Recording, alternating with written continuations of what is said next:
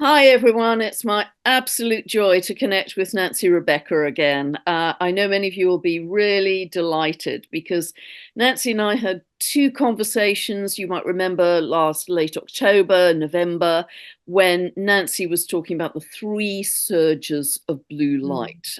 Nancy is an incredible intuitive spiritual expert, helps people with their develop their intuition, and I'll put her website below the video. But yes, you talked extensively about these three surges of blue light and how they were really helping humanity to evolve and upgrade. So today, Nancy is going to have another update on the upgrade, as it were, in terms of what's happening out there and with the light, and perhaps connected to the earth as well. So we are all ears, and I'll be putting it in an astrological context as and when it seems appropriate as Nancy goes through. So welcome back, Nancy. Delighted to be with you again. Thank you, Pam. Yeah, it's felt far too long. So I've really enjoyed everything that you're putting out there. I mean, you're really leading the way astrologically about some new things, and I'm loving it. So thank you for welcoming me back again.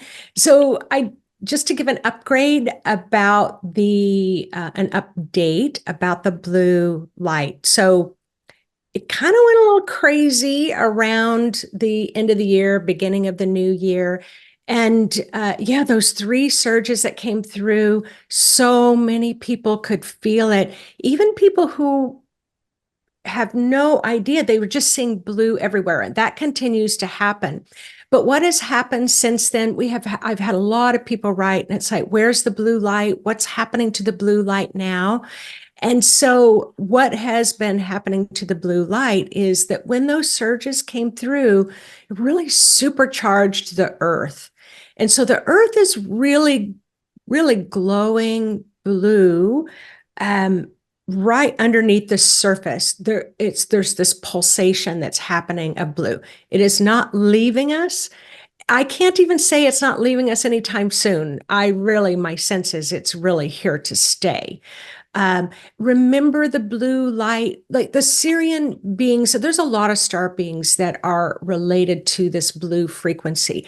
So they will often say, it's not Syrian energy, it's an energy of blue we like to work with. And so they said, just like with Jesus and the Christ force, they gave this as an example of this really golden, beautiful golden light. They said, that didn't just start when Jesus came to the earth, that Jesus loved working with the Christ light. And so it's a frequency. So the Syrians are always good to remind me that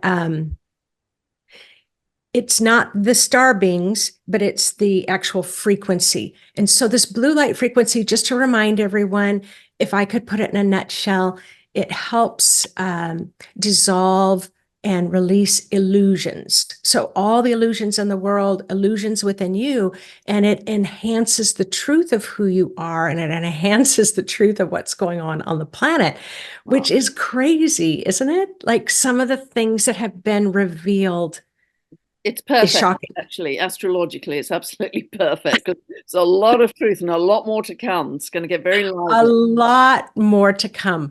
But I will say there's this sense of where, as humanity would have been shocked a little bit, last year, they would have been shocked, or the past few years. Now it's almost laughable. It's like those Keystone cops where you watch them running around and slapping each other, and you just can't even take it seriously anymore because you realize that you've expanded in consciousness and they're still running around like they're in power, like they've got all this power, and we're just like, you're not getting it. So I'm really noticing that that's happening. But I did start making some videos. It's called the blue light hotspots. Those are coming out. So I talked about it as the sun, where if you're looking at the sun, the little video, you'll see the surges, the solar surges. Well, here on Earth, it's the same. It looks just like that, but we're having blue light surges. So they're laying it out almost like breadcrumbs, where they're saying, okay, we want you to talk about this area first. Like when they asked me, there's a big blue light surge in Algeria. It was just like, okay, I don't know anything about Algeria. So they come through and they share with me what needs to be shared at that global level, which was it was the male energy of the dragon, the female energy of the mermaid, which are two powerful symbolic totems that are a part of a very large river that was dammed back in the 1940s or 50s, and that dam is starting to break. And so they were saying it was the reunion, and they were great lovers, the dragon, and the mermaid, and that dam was breaking, they were coming together. So it's been a really fun adventure. I think I always wanted to be an archaeologist, really. Yeah. And that's so interesting, isn't it? That astrologically, in Chinese astrology, and I don't know, I know very little about it. It operates on the Jupiter cycle. It's the year of the wood dragon, and that is that the dragon energy is about leadership and strength and self-sufficiency. And it's also very interesting that the mermaid energy is related to Salacia. Salacia is mermaid. She was the wife of Neptune in myth. So it's so interesting that these are coming together at this point, because in fact at the Aries equinox the sun is conjunct Salacia. So Wow. yes, Wow. interesting. Yeah. Wow. Well, and they took me like to Saudi Arabia where it was this male wisdom that, oh, absolutely goes far beyond anything I've ever experienced before. And they gave the example of like the three wise men, but there was just this depth of male wisdom that's coming to the surface with the blue there. So it's been a lot of fun to go through those areas, and I'm still learning more.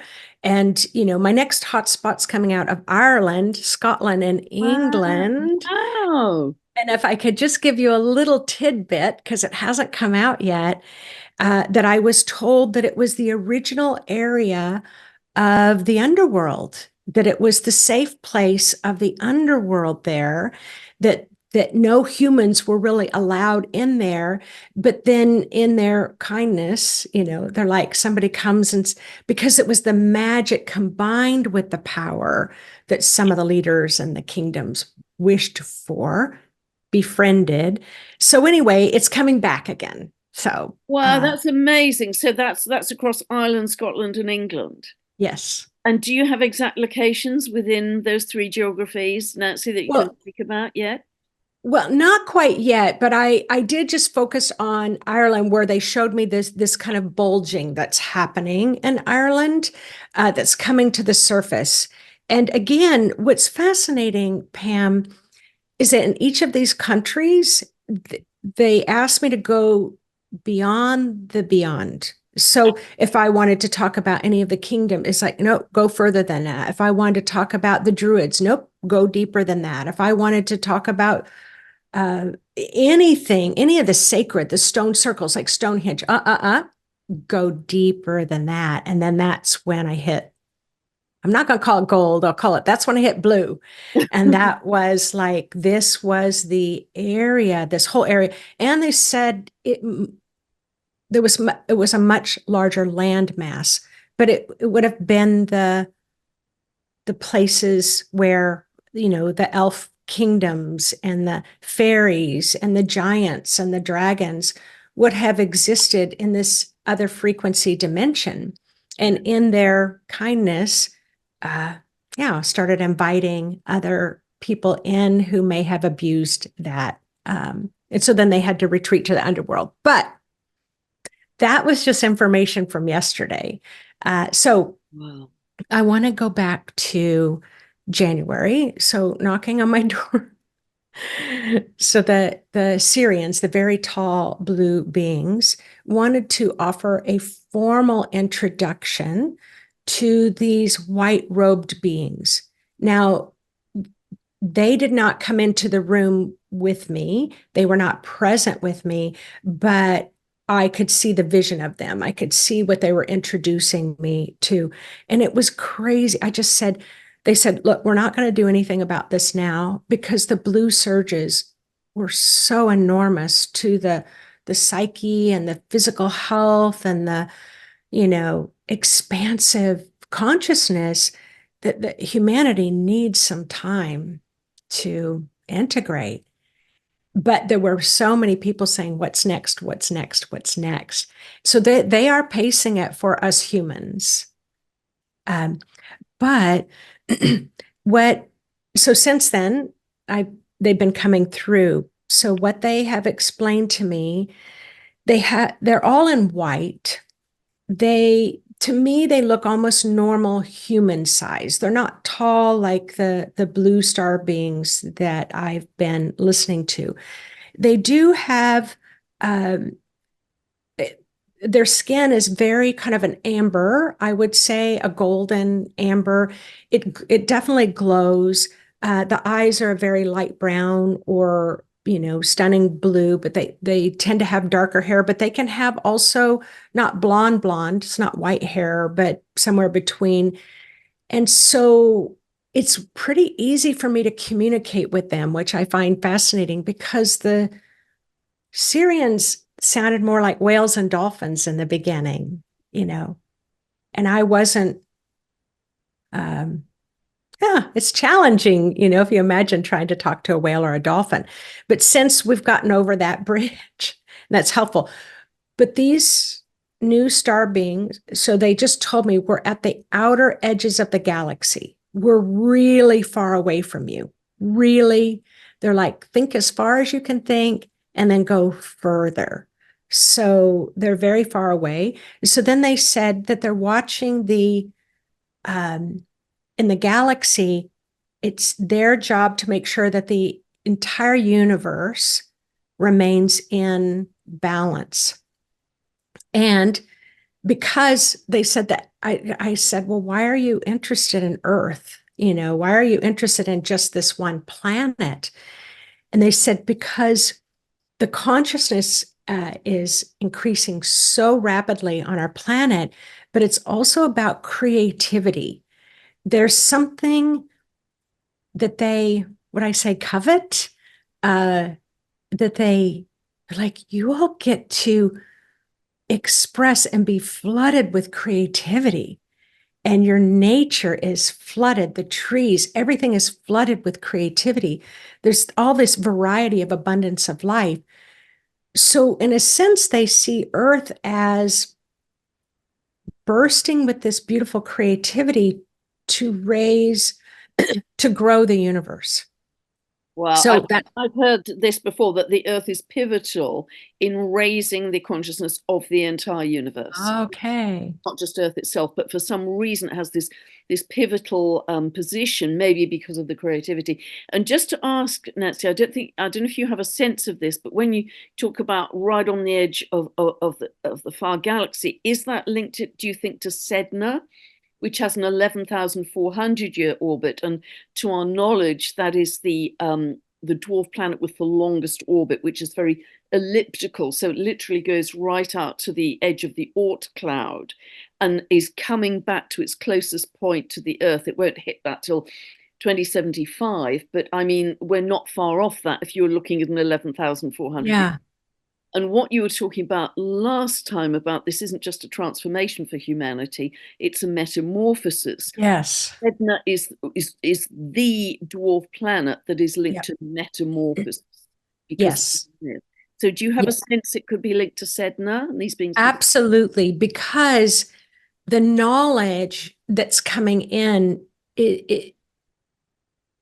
it's almost unthinkable. So that would be a very human statement. It's very unthinkable. But fortunately, they're helping us, they're going to be helping us adjust and adapt so that we can embrace some of these concepts. And yes, in that, you said, what was the Oort cloud? Oort. I think it's OORT, the Oort cloud. Oort cloud. Right at the edge of this sort of far galaxy, as it were. So Sedna, Okay. it doesn't have a circular orbit; it's elliptical. Okay. It's almost sort of rugby ball shape, but longer than, Yes. when it goes right up there. So what it does when it comes closer to Earth is bring back a lot of information from Yes. that far point. Yes. Well, it's fascinating that you said that too, because the planet that they're showing me is from, it's not like perfectly round. There is a sense that there's a little bit of an oblong shape, because I remember when they were showing me, I thought, well, how do you spin? I guess I'm assuming that all stars and planets spin like the Earth does. Uh, I didn't get an answer for that. I think I was just thinking, that curiosity in my mind. But it's interesting that you talk about Sedna. And yes, there's very high information that's coming through. Wow. And that is trine to Pluto, which is the planet of transformation, all of this year and all of next. And as you're talking about this planet not being circular, the other planet that pops into my head, the other dwarf planet, is Haumea, that is going to be square to Pluto all this year and all next Oh my goodness. in 150-degree aspect.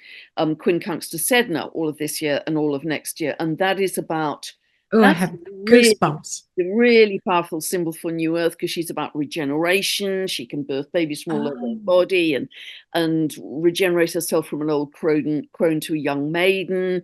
So she's incredibly fertile, and she can also go through this metamorphosis herself physically.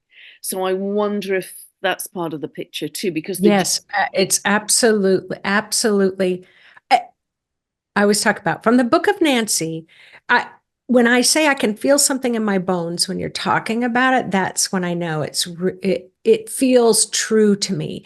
But as you were talking, what I heard was exactly what you described. Humanity is going to be going through that. It's like that surge of creativity that we're entering into a time, humanity, where we're going to become highly productive, where it's like, wow, I haven't had any energy all my life. Where is this coming from? So highly productive, really want to see the earth uplifted, getting more involved in community aspects and tapping into the higher mind. That's really coming through quite strongly. Yeah, that's Uranus. And Uranus is incredibly prominent this year, because it also rules Aquarius. Pluto has just moved into Aquarius. That has a 248-year orbit, so it hasn't been there since 1798.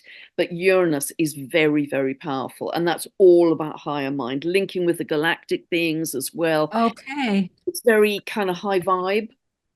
I love it. Beautiful, isn't it? It's beautiful how Yeah. we share. Yeah. Well, and the thing, like, often people are like, are we going to be able to handle this? Are we going to make it? What about our mental health? But they are always quick to remind us that there is a lot of assistance there, that we are having a lot of, and not just from the upper world. The underworld has really been showing itself, just like I described about Ireland, Scotland, and England, and really been showing itself to help us bring that into balance. But I just kind of want to go back a little bit, because what surprised me when I was talking about in Saudi Arabia, and that surge of, you just want to bathe in that incredible ancient wisdom. It just feels so good. And like, this is what the masculine divine feels like. But it's just been in many ways heavily suppressed as the feminine divine. But the surge really started coming through. So I'm curious, because it really started coming through in um, definitely around the end of January. And then February has just been really this massive buildup of masculine divine. And it's been described to me as holding the beautiful container of the feminine. It becomes a container for the feminine divine to be expressed. And so March 15th is, because there's so much balance, and there's going to be another big surge on the equinox. And then that's when this, and I'll talk about in a moment, this diamond-like silvery energy is going to be coming in. But the earth must go through an enhanced acceleration of balance, male and female, within us. Yeah, yeah, and Uranus is fast. Uranus is lickety split, super speed. Oh, it's it's erratic. It's not a smooth linear energy. It's like jumps. It's like quantum jumps, and that is, as I say, incredibly prominent. And at the end of January, it was actually on the 20th of January. That's when Pluto re-entered Aquarius and will stay there essentially for the next year. Okay. So it's a very, very significant energy and transit, another 20 years. So this is so exciting. And yeah, the Aries equinox feels incredibly powerful because Yes. it is beginning a very, very powerful astrological phase with the total solar eclipse on. Insanely powerful. Yeah, yeah, and all the rest in April. I think April is one of the peak months of 2024. So it'll be so Yeah. interesting to hear, Nancy, what you are seeing through Yes. April to. Yeah. So for me, when I'm looking at the frequency on the earth, I will always begin with just kind of a line. There's just this line in my sight, my vision. And, I'll see, if it rises or falls. Sometimes it falls below the line, sometimes it falls above. So that kind of triggers my third eye, my clairvoyance to be able to say, okay, show me what's going on in this point. Show me what's going on. And then I get to April and it's like ka-chunk. It's like on April 8th, the solar eclipse, this spike, it was off the charts. So this is where I sit back and go, I won't say the words that I might say, but it's like, when I have that awareness of like, oh, oh, what are we going to do here? It's So, massive. Yeah, it's the strongest eclipse of the year by a long way. Total solar eclipse falling across America, as you know, northeast to southwest. yes. Very powerful.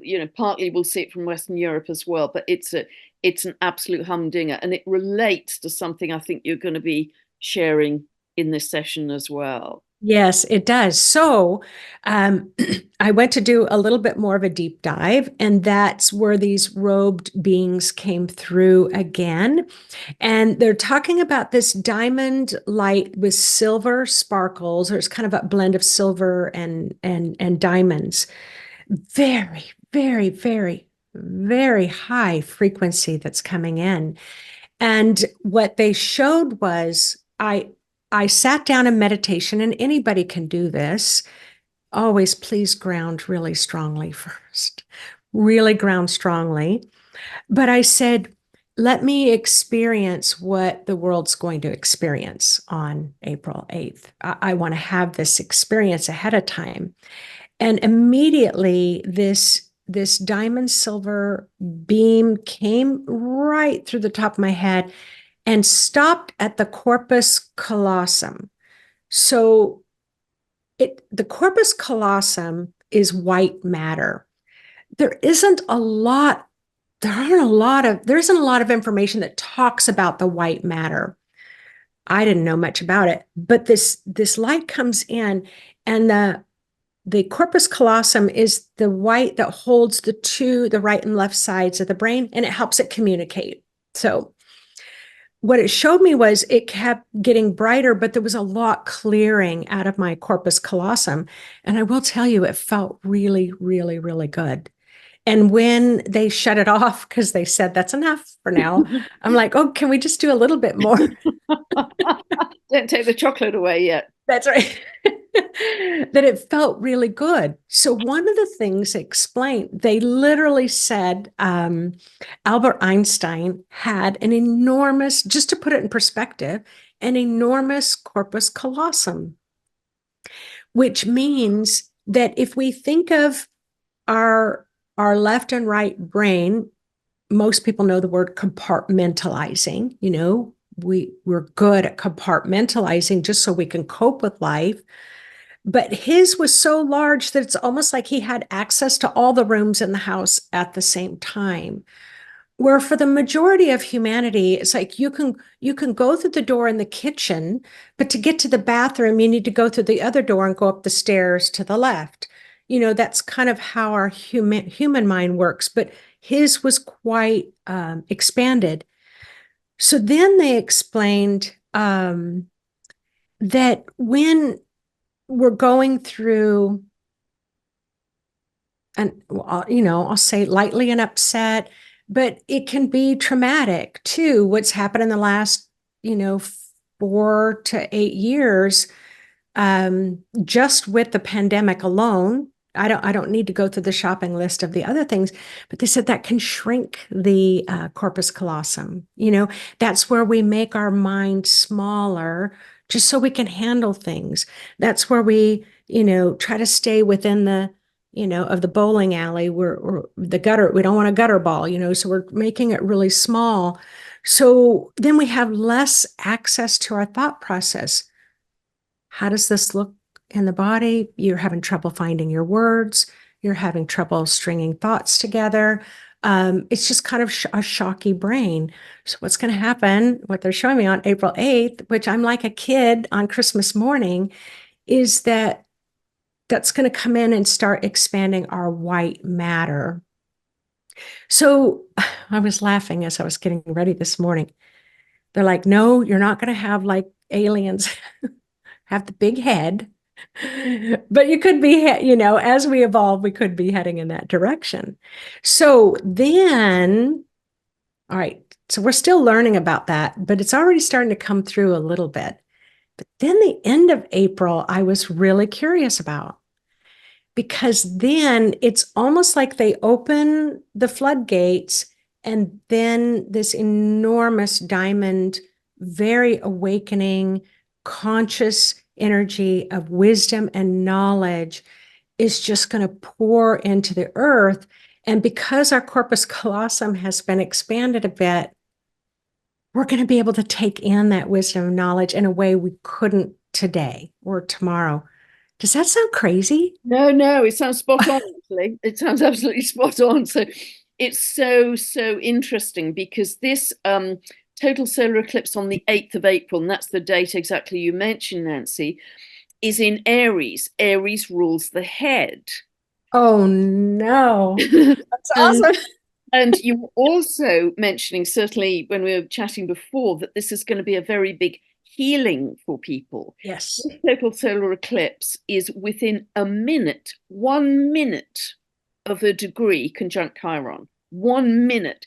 And Chiron is where we've been wounded, where we felt like a victim consciousness, we could have been traumatized.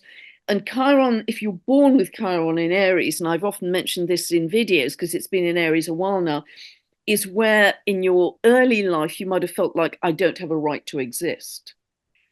However, that is meant to turn into leadership for you as you move through your life. This is your issue to deal with as you move through your life. So it's so interesting that Chiron is exactly, within a minute of the total solar eclipse, the sun and moon together, which will heal that's any sense of victim consciousness, of I don't have a right to Exactly. step into our sovereignty. Wow.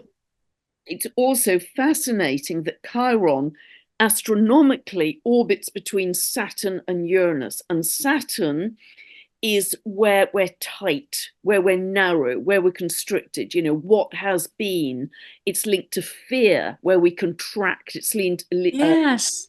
It rules Capricorn, the powers that we've had in our world running the show. So there's this sense of limitation and contraction that's part of the mythology of Saturn. But Chiron orbits, as I say, between Saturn and Uranus is the planet of awakening. Uranus is the planet of expansion in that way.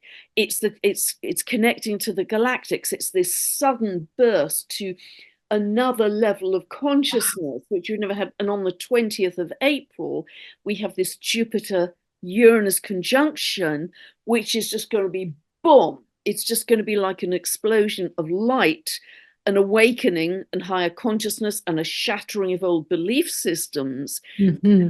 Potential to just jump us to a higher understanding, a higher state of being, lickety split. So what you're saying unknowingly is perfect for the astrology we're going through, because although that Jupiter Uranus conjunction it happens every 13 to 14 years, it is particularly strong because Uranus is the ruler of Aquarius and Pluto has moved into Aquarius, which intensifies that whole thing. Wow. Because astrology Wow. is multi-layered, and so it's a big deal. it's a really big deal, particularly because it's coming after that total solar eclipse in Aries. Yes, yes. So am I making Well, sense there, Nancy? you're you're making so much sense because I wanted to, I could feel myself wanting to kind of soften what happens, what they were explaining that happens to corpus callosum. So they were talking about like PTSD, post-traumatic stress syndrome. They are like from whether it's from childhood or from war or from, being hurt or harmed. And they were talking about those hits to the corpus callosum. And so when you're talking about Chiron being a healer, that's what they were talking about. Like there's enormous healing that's taking place. I'm a nurse, so I was super excited, and I was an intensive care nurse. I worked in, neurology and cardiology.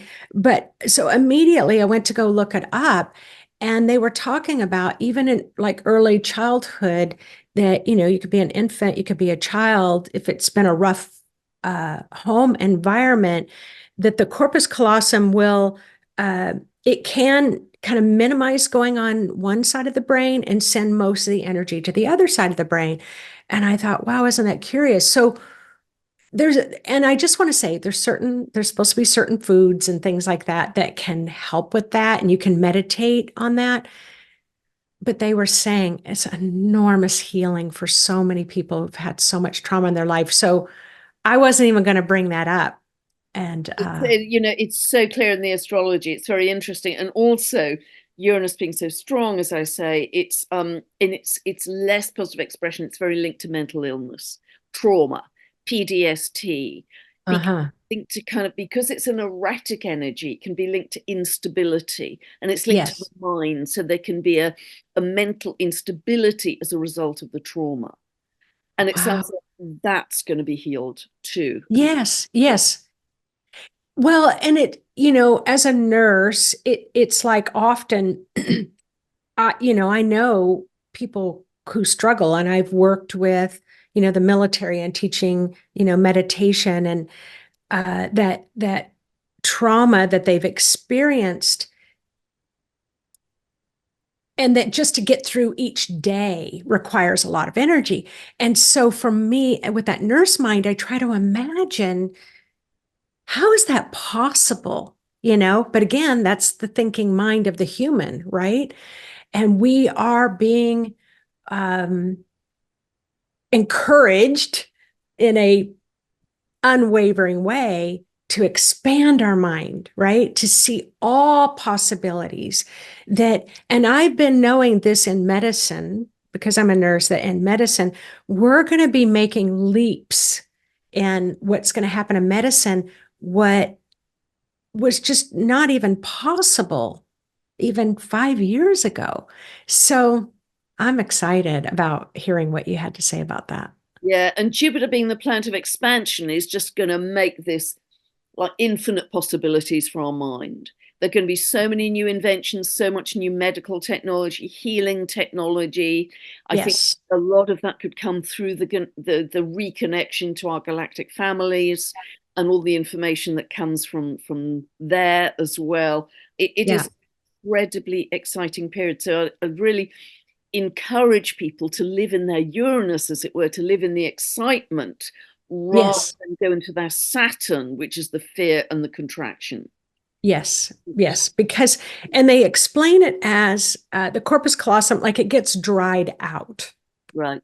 It's, it's almost like when I see someone's energy field's very dry, what that tells me is that they have neglected self-nourishment, Right. that they haven't watered the plant, in getting a massage or, going out and watching a play or something. They haven't done any of that self-nourishing thing. So they were showing the corpus callosum quite similar. And part of that is, well, first of all, I'm just going to say they are super excited about what we're doing.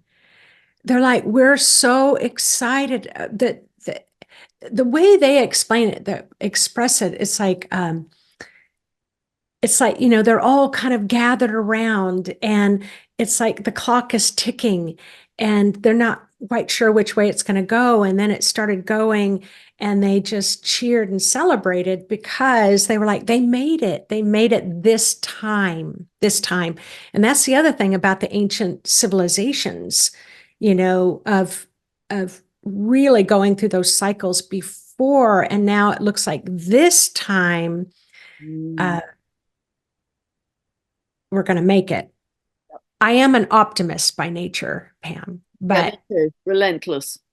yes, but when I was hearing them, I was very excited about when they were talking about ancient civilizations.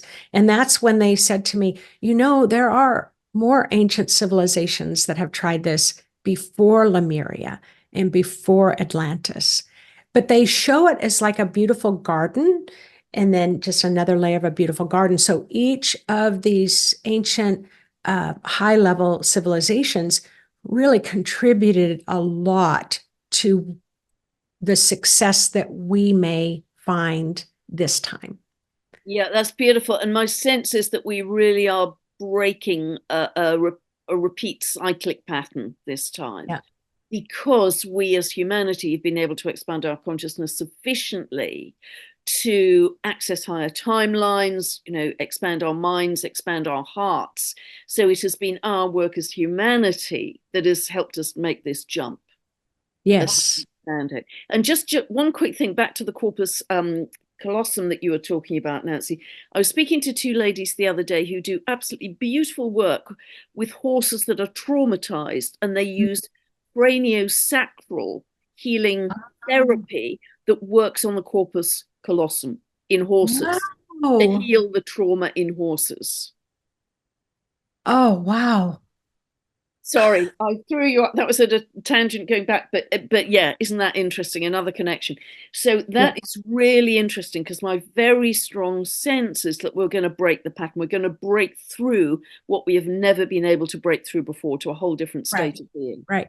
And we have to, right? It's like the train has left the station. Yeah, yeah, It's already happening, even if you're not aware. And anybody can look up corpus callosum online and read, more about it or watch a YouTube video. But this train is already moving and picking up speed, and we're all going through it together. And many people will blissfully go through it, and just isn't life great, or wow, I'm changing, or what's happening, how I look at things differently.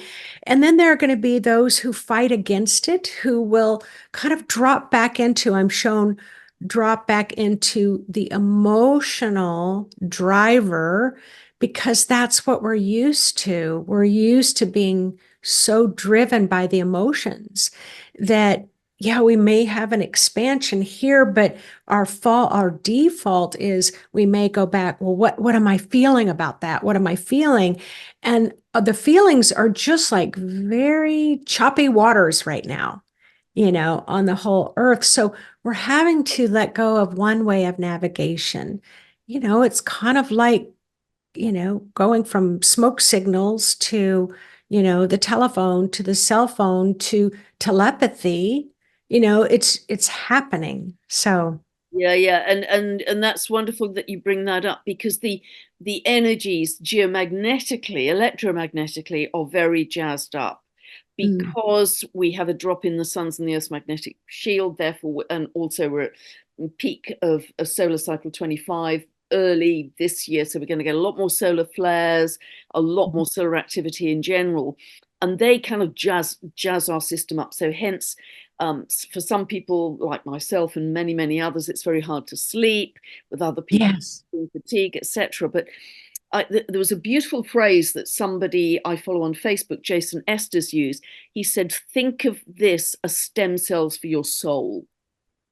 Mm, Welcome it, welcome them in, however uncomfortable they are physically and yeah. unused to them that we are. Welcome them in as evolutionary ingredients." And that's something I've Yes. been talking about a lot too. So try not to go, resist, Right. welcome them in, Yeah. and try and be in a state of stillness, openness, ground and earth as often as you can, Yes. on the grass. So you're just really like a flower opening to whatever is coming Yes. in, because that is such a potentially auspicious conjunction between Jupiter and Uranus for our evolution. Yes. Don't miss the Yeah. boat. It's a beautiful opportunity for us. It it is, yeah, it's so exciting. And I am literally going to be in the path of the solar eclipse.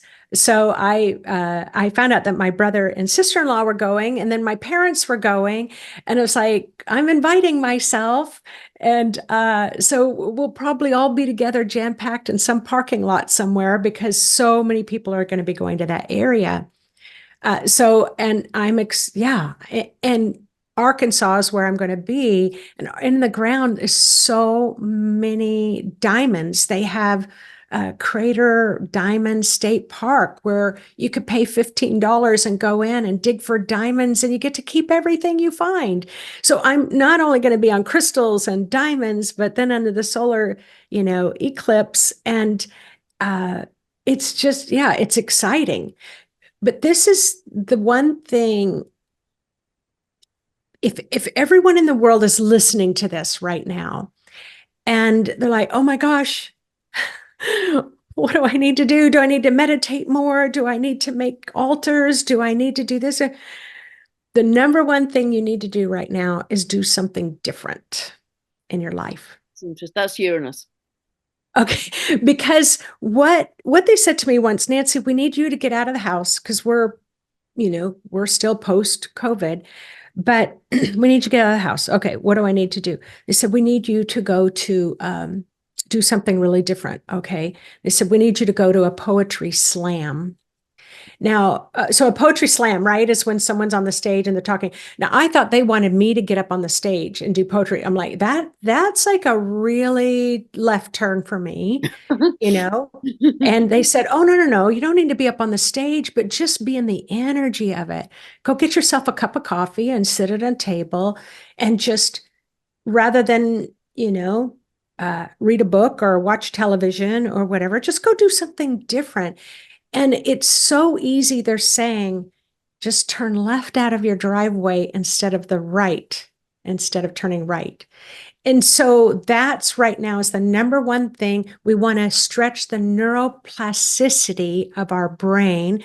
We want our mind to be more open, more flexible, less rigid and limited. And just by saying, I'm going to drive home by the water, it's going to take me an extra 20 minutes, but I'm expanding the neuroplasticity of my brain.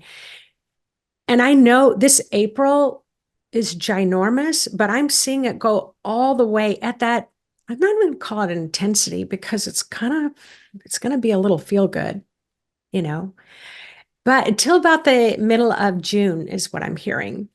And but then 25 and 26, it's going to keep shifting and changing and expanding. So we have stepped in the middle of it right now. It's Wow. exciting. But this Yeah. is a big ignition point, essentially, Yes. for the Earth. And it's interesting you're talking about moving away from rigidity, because that again is Saturn, move towards Uranus, which is change, variety, do something different, Mm. step into Mm. what you have already outgrown. Yes. The big message with Uranus: do the new, step into your Yes. real sense of authenticity and unique essence that has been suppressed through society or habit or whatever. So it's so exciting, Yes. but it really does feel like it does feel like a trigger point or an ignition point for the whole big surge of humanity's evolution. That's what it feels like astrologically, and what you're saying Yes. spiritually and Yeah. energetically. Yes. Yes. And it's almost like, and give each other grace Yeah. because we're all so um we're changing so rapidly. It's like don't hang them on the coat hook, just give each other some grace, or my sister calls it a hall pass, give them a hall pass. It's like, so they're going to have some bad days and they might need to clean up, a little bit of mess, but to give each other, the grace that is needed because we're all going through it. And I'm not saying abuse. I'm not saying hurting or harming. I'm just talking about if someone gets triggered in a little way, just Compassion. Have compassion. exactly, Yeah, yeah. exactly. Live from the heart. Live with love. Yeah, Yeah, yeah. Don't yeah, judge. We're moving away from judgment and that kind of polarity. So yeah, yes, open-hearted compassion, I think, is yes, where we're headed. yeah, Wow. yeah, And you yeah. also talked about more later in April. That's I don't know if you want to talk about that because you're talking about plasma, new levels of plasma light codes coming in as well. Oh, how could I forget that? Well, because there's so much happening, right? There's so much happening. So you have this diamond, just like a diamond can cut crystals, right? And make them into shapes or gems. And diamonds can cut diamonds and make these beautiful shapes. But so it's a very hard gem. So it's like that in the human energy field. It's like, let's cut the BS. That's what I heard. It's cutting the BS.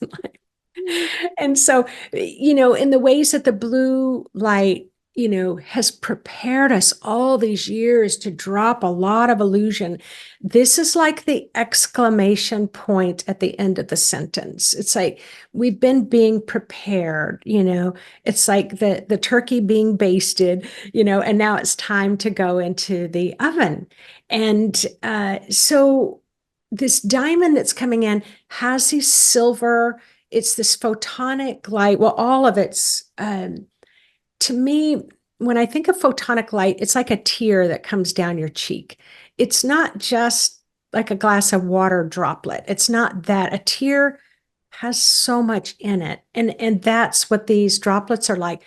Now, these droplets are coming through right now. I mean, they're especially heading towards March 15th, but they're coming in and they've explained it like it's going to land on the skin to see if you have a reaction to it.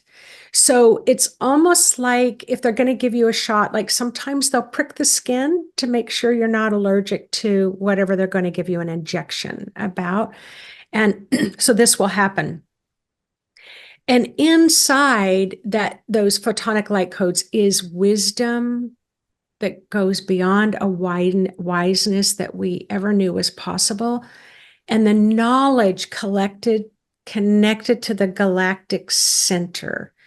It's almost like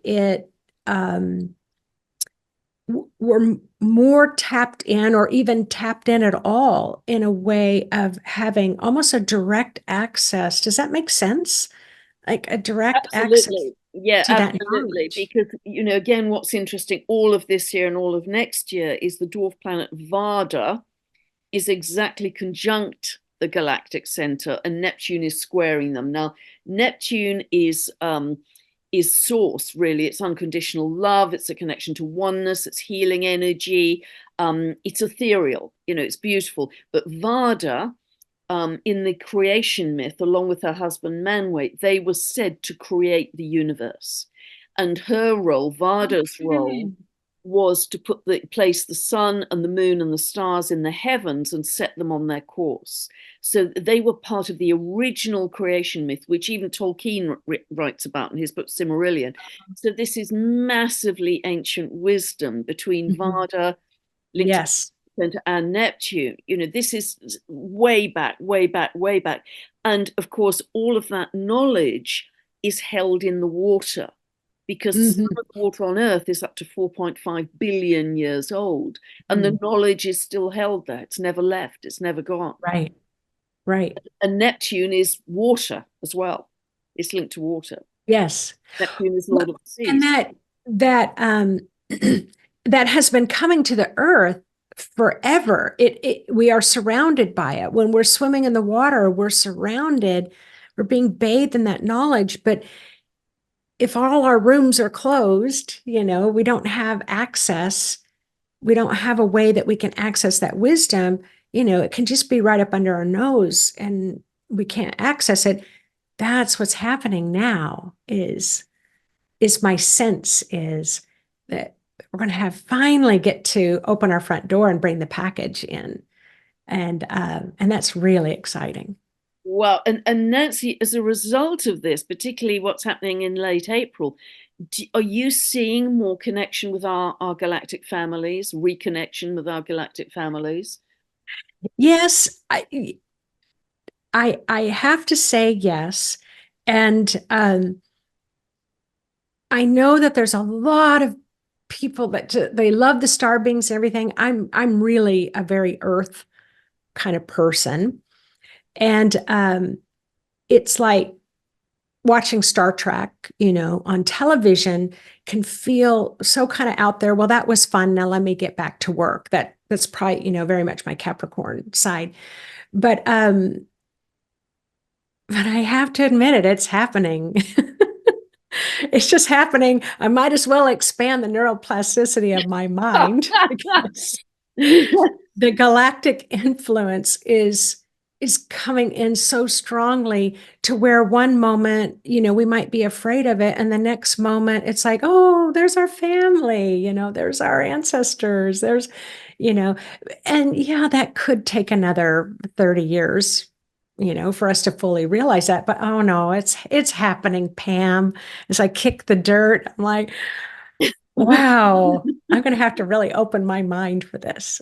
Oh, I think you're ahead of the rest of the pack, Nancy, actually. So you're going to have you're our John the Baptist with this. You're going to have the foreknowledge. So this is just immensely exciting. And from my point of view, that's what I'd encourage people to feel.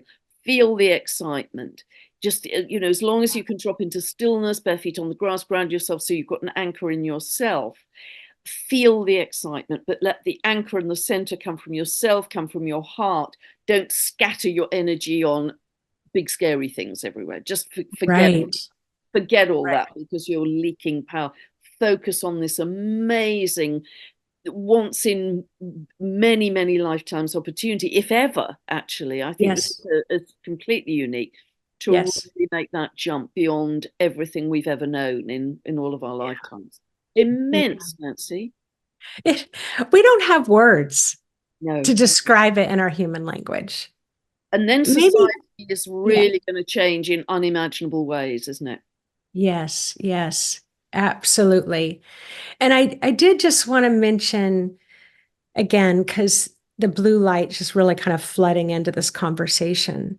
The blue light's never going away. It's like you just had that great time with the blue surge and it just took you to another level. And that is not finished.